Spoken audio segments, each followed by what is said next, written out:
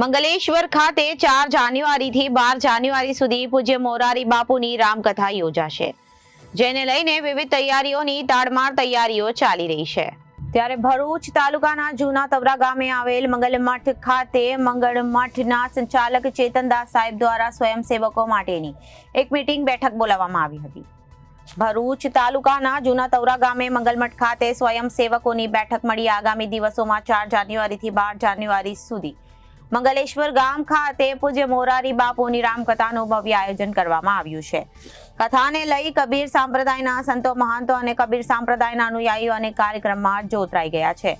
ત્યારે રામકથા દરમિયાન સ્વયંસેવકોને કઈ જવાબદારી સોંપી, કઈ પ્રકારની વ્યવસ્થા કરવી, જેને લઈને એક બેઠકનું આયોજન કરવામાં આવ્યું હતું, જેમાં કબીર સંપ્રદાયના વરિષ્ઠ સંતો ઉપસ્થિત રહ્યા હતા અને તેઓના સેવકો ઉપસ્થિત રહ્યા હતા। સાથે જ આસપાસના ગામના સરપંચો, ડેપ્યુટી સરપંચ, ગ્રામ પંચાયત સરપંચ, તાલુકા પંચાયત સદસ્ય, જિલ્લા પંચાયત સદસ્ય સહિતના અગ્રણીઓ અને ખૂબ જ મોટી સંખ્યામાં ગામજનો અને બેઠકમાં ઉપસ્થિત રહ્યા હતા। સાથે જ આ કાર્યક્રમમાં કઈ રીતે સેવામાં તત્પર રહેવું, જેની વિશેષ માર્ગદર્શન પૂરું પાડવામાં આવ્યું હતું। 4 જાન્યુઆરીથી 12 જાન્યુઆરી સુધી ચાલનારી આ કથામાં ખૂબ જ મોટી સંખ્યામાં સ્વયંસેવકોએ હાજરી આપે તેવું કવિ સંપ્રદાયના વરિષ્ઠ સંતો દ્વારા તમારા ગામના ગ્રામજનોને અને યુવા મિત્રોને આ કાર્યમાં જોડાવા અપીલ કરી હતી। મંગલેશ્વર ગામની અંદર એક આશ્રમ હું બનાવી રહ્યો હતો। એમાં મારા મિત્ર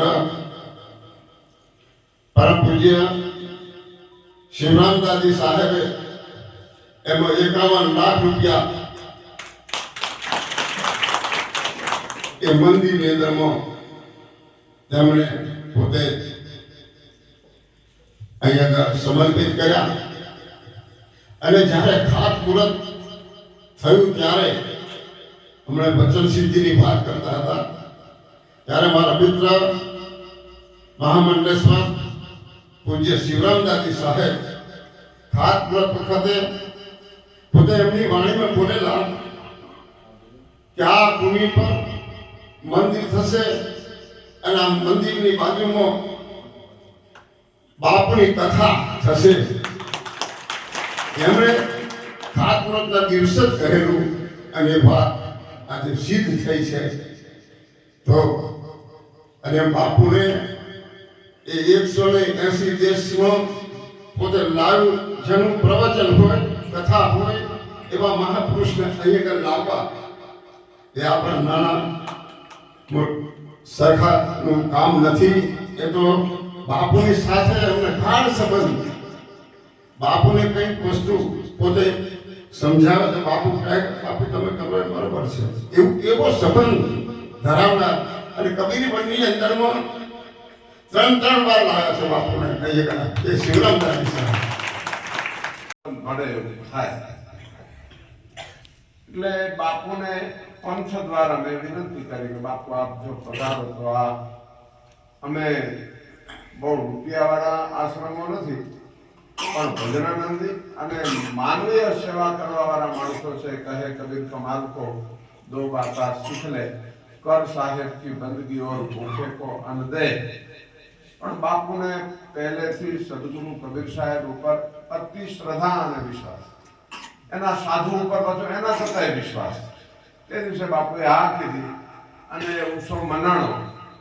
એમાં પ્રવચનમાં બાપુ એવું તે દિવસે બોલેલા 20 વર્ષ પહેલા કે આવડો મોટો માનવ મેરામણ આ બેટડામાં ભેગો થયો જોઈને મને અતિ આનંદ થાય છે અને આવો તમારે 6 વર્ષે કબીર કુંભ કરવો જોઈએ અને આ એક નવું રૂપ આપીએ કે ઓલા 4 કુંભ થાય પણ આ ચોથો આ કબીર વળનો કુંભ થવો જોઈએ એવું બાપુ બોલેલા।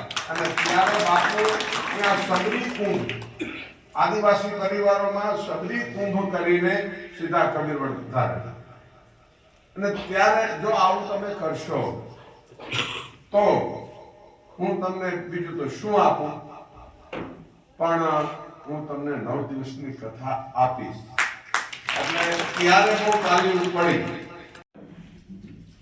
એ સેવાનો ભાવ